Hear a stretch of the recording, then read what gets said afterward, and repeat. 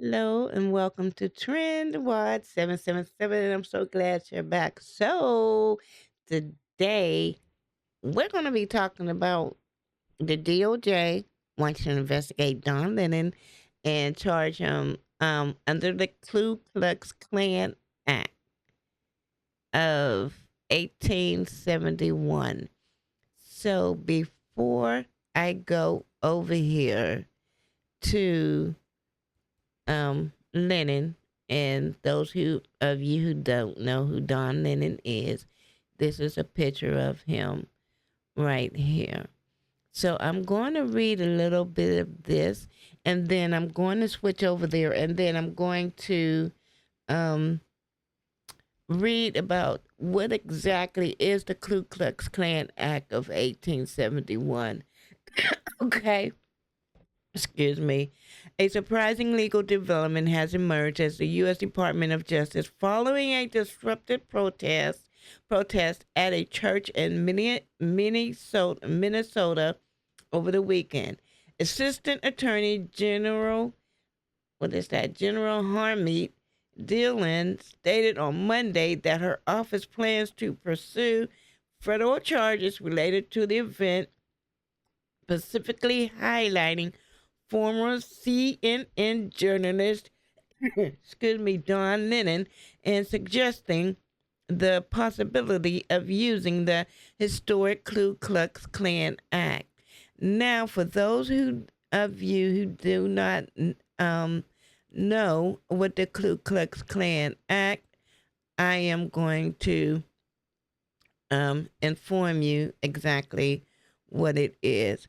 So, these are historical highlights. The Ku Klux Klan Act of 1871, April 20th, 1871.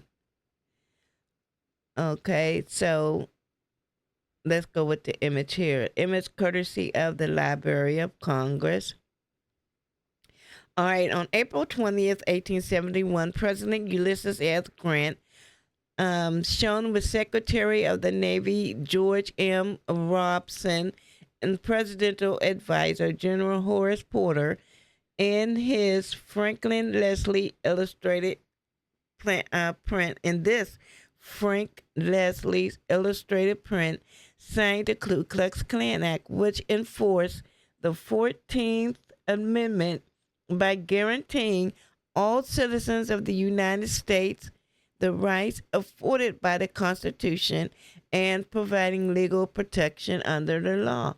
On this date, the House approved an act to enforce the provisions of the 14th Amendment to the Constitution of the United States and for other purposes, also known as the Ku Klux Klan Act.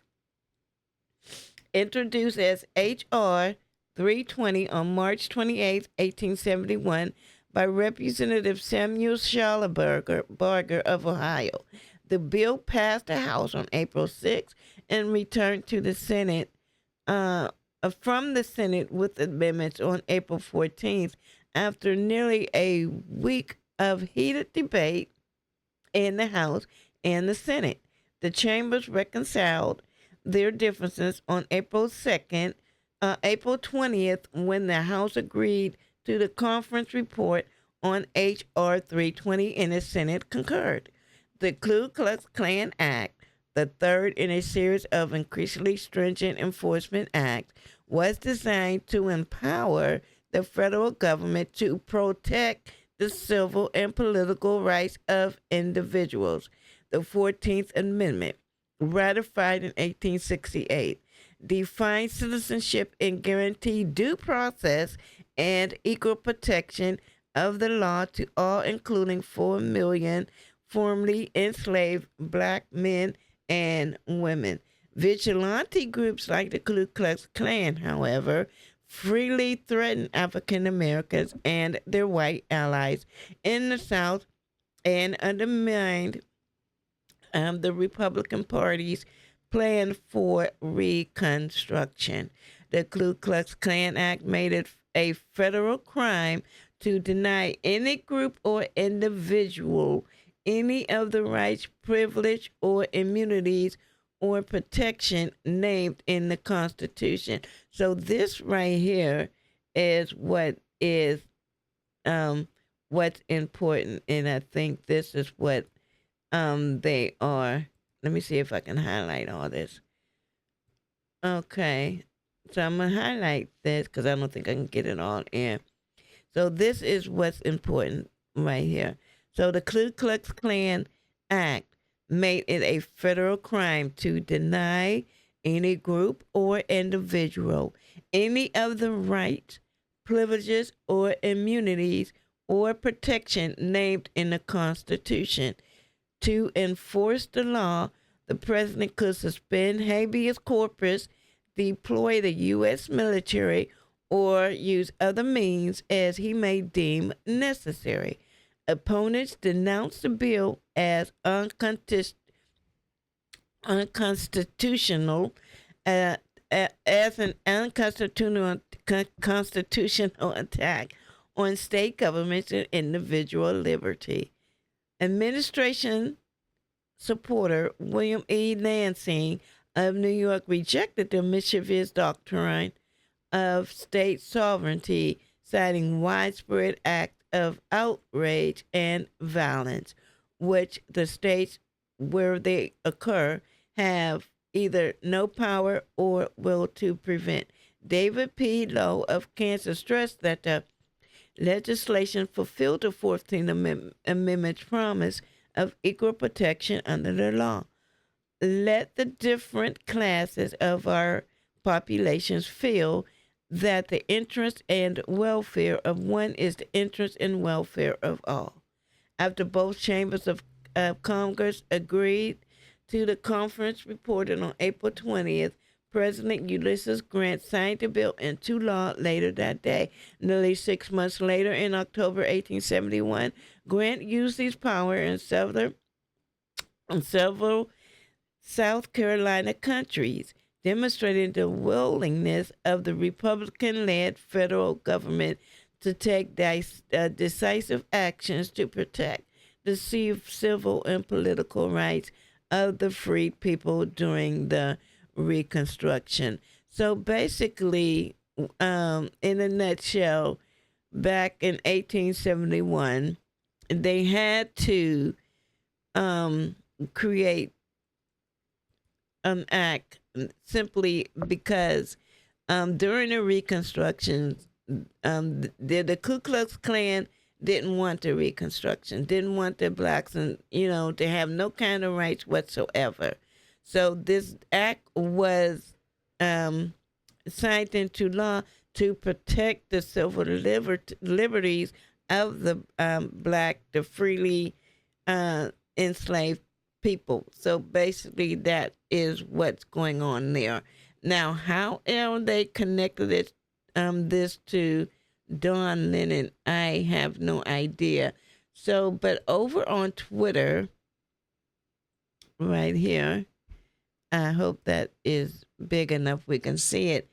Okay, so this is a post by Benny Johnson, and it says the DOJ announces intention to charge Don Lennon under the Ku Klux Klan Act. The Ku Klux Klan Act makes it illegal to threaten, hurt, or intimidate people to prevent them from exercising their God-given rights. Now, back in 1871, I can see where this was most prevalent and was most powerful. But here in 2026, how they let me just go ahead because I'm missing something.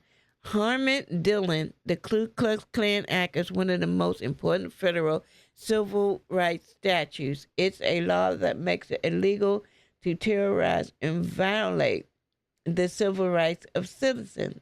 Whenever people conspire this, the Klan Act can be used. So back now in 2026, I guess it can be used against anyone, black or white, or Mexican, as long as they think that you're violating the civil rights of others, then the Klan Act can be brought up and perhaps enforced. But basically, I'm wondering if this a little bit out of context, but let's go on and find out. Everyone in a in the protest community needs to know that the fullest force of the federal government is going to come down and prevent this from happening and put people away for a long time. So this is a video. I haven't even watched the video yet, so maybe you can enlighten me a little bit more.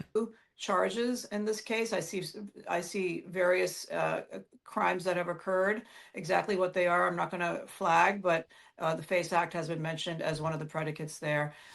In other cases, the Biden DOJ used the Klan Act conspiracy charges tacked on to the FACE Act in the case of protests outside abortion clinics to bring much longer sentences. So there are a number of tools available to us. Who funded this? What else? What other crimes may have occurred? Was there a use of the wires or the mails in preparing for this event?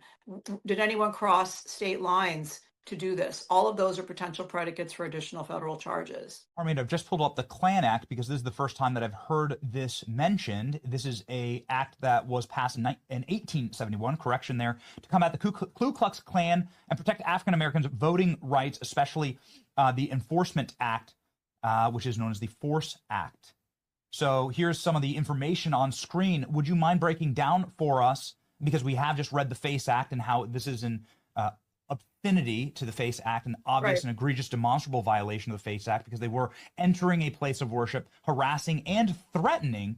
We just played a video of a bearded man, who was threatening to attack the Christians that were worshiping there. So it seems like an obvious FACE Act violation. But the Klan Act here, it is on screen. First time I've heard it mentioned. Can you unpack this for us, Harmeet? Yeah, the Klan Act is one of the most important federal civil rights statutes, and it goes back to the time when President Lincoln emancipated the slaves, and yet the southern states, Dixiecrats mainly, were refusing to give them equal rights. And in fact, that you had sheriffs and you had law enforcement harassing the newly freed slaves. So the Klan Act is a law that makes it illegal to terrorize citizens, to violate their civil rights, to get together and conspire to violate the civil rights.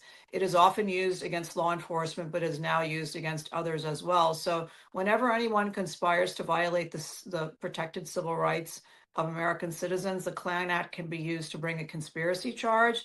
We, in the federal law enforcement parlance, call That hold up, something just crossed my mind. Now, is it possible that the DOJ, which I don't think they will, use the Klan Act against ICE agent and them terrorizing the U.S. citizens? Now, that's something to think about here.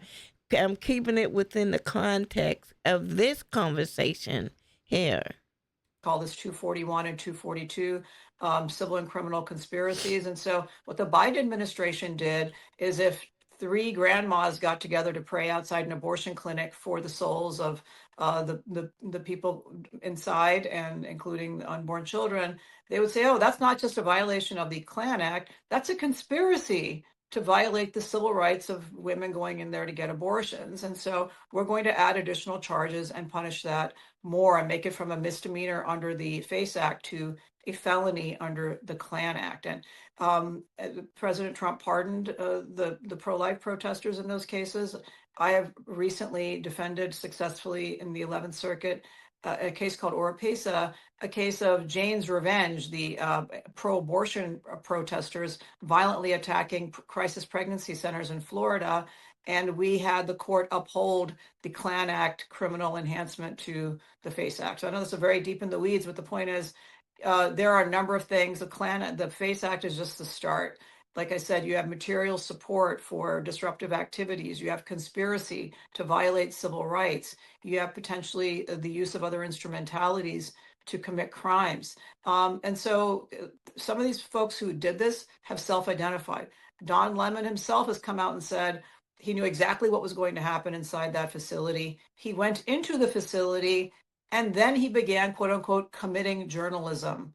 And as if that's sort of a shield from being an embedded part of a criminal conspiracy. It isn't. And so We're getting our ducks in a row. We're putting the facts together. And this is a very serious matter. Come next Sunday, nobody should think in the United States that they're going to be able to get away with this. Everyone in the protest community needs to know that the fullest force of the federal government is going to come down and prevent this from happening and put people away for a long, long time. Okay. Okay. Okay. Federally charging a black man with the KKK Act on Martin Luther King Jr. Day. We're back, America. Okay, so excuse me, I did not see the video of the church. So let me see if I can find that video. I think it may be over here somewhere. Because, okay, here it says the church disruption and Don Lemon's involvement. Oh my goodness, excuse me. Protesters entered the sanctuary during the service to voice opposition to immigration and custom enforcement operations in the state. They accused the pastor of collaborating with ICE. Okay, I think I did see something like this. Yeah, and called for federal immigration authorities to withdraw from Minnesota. The group also demanded justice in a case of Renee Nicole Good, a 37-year-old mother of three who was fatally shot earlier this month by an ICE agent named Jonathan Ross on a Minneapolis street. Don Lennon, now an independent journalist, live streamed parts of the events. He was present at the protesters entered the church and conducted interviews and reporting from inside. Okay, so I do get an indication here that he was aware of what was going on. Okay, so in a post on X, Dylan accused Lemon of participating in a protest rather than simply covering it as a neutral observer. She wrote that a house of worship is not a place for demonstrations and stressed that the First Amendment does not shield pseudo-journalism that interferes with a prayer service. She ended her message with a direct warning. You are on notice. Okay, so here we have Don Lennon is really sparring now and is pretending he knew nothing about the attack on a Christian church in St. Paul, Minnesota on Sunday until it happened. Unfortunately for Lemon, he posted a video of an interview with the ringleader before the attack occurred. So let's show more. So we're back over here on on X again. Let me see where it occurred. Okay. Lemon knew it was coming and went along with the created content. He should have called 911 and alerted authorities as well as the church. I think the church was already alerted if you're holding a meeting in the church. And I think the pastor was an ICE supporter.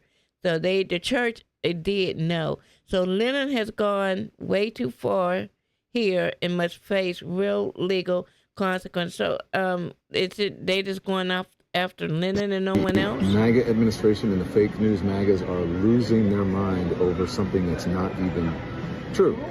So let me just make it clear, because this assistant attorney general, I don't know, what's her name? It's something Hammett,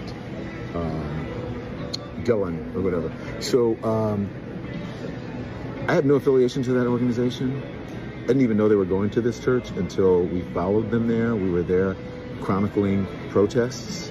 Once the protest started in the church, we did an act of journalism, which was report on it and talk to the people who were involved, which included the pastor, members of the church, and members of the organization. That's it. It's called journalism. First Amendment, all that stuff.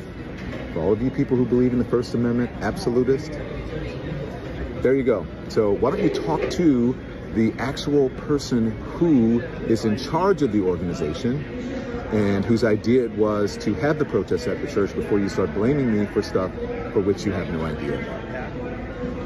Okay, see, now I do agree with him on that. All right. So I think this is what I was looking for here. So let me read this, and then we'll come to the video.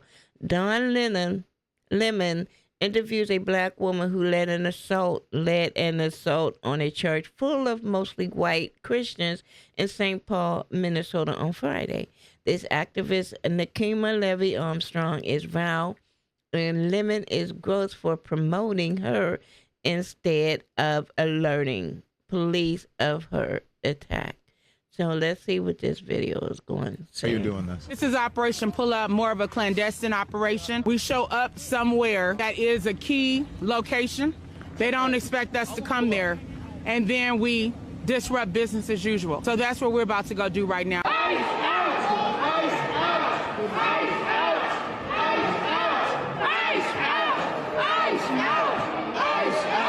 Demanding justice for Renee Good and letting them know that this will not stand. They cannot pretend to be a house of God while harboring someone who is directing ICE agents to wreak havoc upon our community and who killed Renee Good, who almost killed a 6-month-old baby. Enough is enough. I am a reverend on top of being a lawyer and an activist.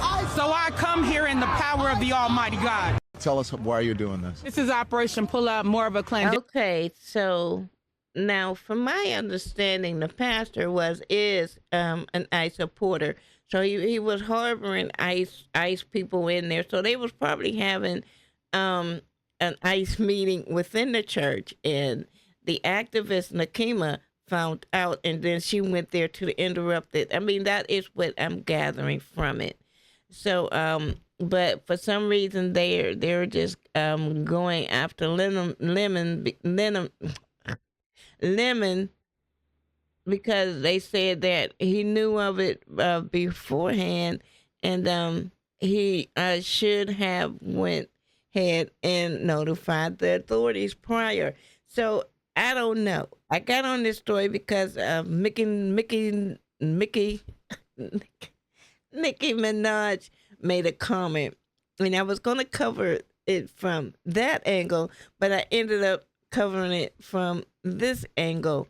So, but I know this was kind of choppy, but I got through it. I may come back and clean it up a little bit. But anyway, thank you for watching TrendWatch 777, and I'll see you in my next video.